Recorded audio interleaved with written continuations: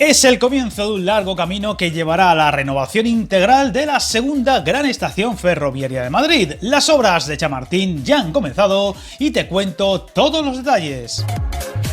La estación de Chamartín, ahora además Clara Campoamor, es la gran estación del norte de la capital de España que da servicio a multitud de viajeros y a las líneas del norte del país, y que se ha ido quedando pequeña con el paso de los años y la llegada de más servicios como la alta velocidad, por ejemplo, a Galicia. Eso, unido a los muchos años que lleva a sus espaldas, esta terminal y la inminente inauguración del túnel de alta velocidad que la unirá a la otra gran terminal madrileña, Atocha, obliga a remodelarla por completo, incluyendo ampliación de terminal y nuevos andenes y vías.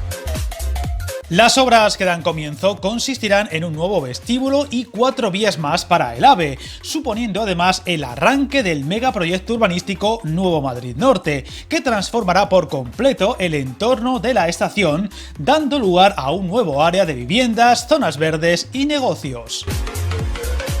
Estas primeras obras son de gran importancia para anticiparse a los muchos cambios que vendrán con la apertura del nuevo túnel, así como las 2 nuevas vías de alta velocidad desde Torrejón de Velasco hasta Atocha, y que supondrán importantes cambios en varias líneas del Levante a partir de la puesta en servicio de estas infraestructuras, y de las que muy pronto os hablaré más calmadamente en otro vídeo. Como digo, habrá 4 nuevas vías para responder al incremento de viajeros, por lo que la estación pasará a contar con un total de 25 vías. La nueva plaza exterior reordenará los tráficos, aumentará la capacidad de la bolsa de taxis, incrementará las zonas peatonales y acogerá una marquesina para taxis y un edificio para consigna.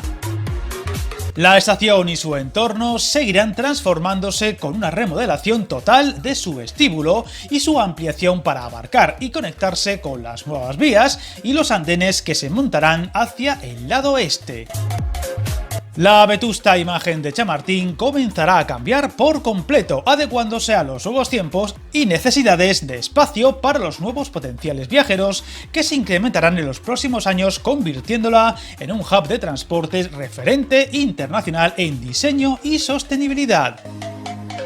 Y para ello, estas obras de remodelación inicial se prolongarán durante todo el mes de junio en la cabecera sur de la playa de vías de alta velocidad o ancho estándar, que todavía no se encuentran operativas, y consistirán en la demolición de voladizos sobre la vía 17, la realización de cimentaciones profundas con pantallas de 25 metros de profundidad y sus correspondientes vigas de atado y pilas bajo las vías 18, 19, 20 y 21, así como la retirada y reposición de instalaciones ferroviarias. La vía 16, por su parte, quedará operativa para formación de maquinistas y posibles pruebas adicionales. La ejecución de estas nuevas infraestructuras marca el comienzo de la adecuación y ampliación de la losa de plaza exterior, bajo la que discurrirán las nuevas vías 22, 23, 24 y 25 de la estación, con las que se pretende dar respuesta al incremento previsto de la demanda de viajeros. La estación pasará así a contar con un total de 25 vías, 12 de ellas para circulaciones de ancho estándar o alta velocidad. La nueva plaza exterior de Chamartín permitirá asimismo la reordenación de tráficos, el aumento de la capacidad de los taxis, el incremento de las zonas peatonales y la creación de una marquesina para taxis y el edificio de consignas, como ya te he detallado. Durante la ejecución de estas obras se mantendrá el servicio ferroviario de cercanías, AVE y larga distancia y la atención que se presta a los viajeros.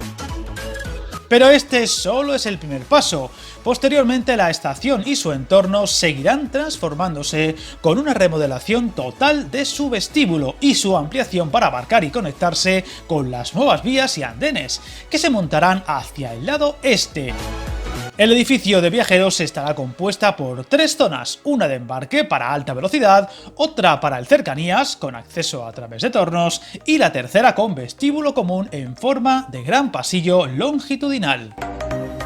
Esta última zona pretende ser el principal área de movimiento de viajeros y usuarios, con una anchura de unos 18 metros que contará a un lado con locales comerciales y al otro con las distintas zonas de embarque y de espera.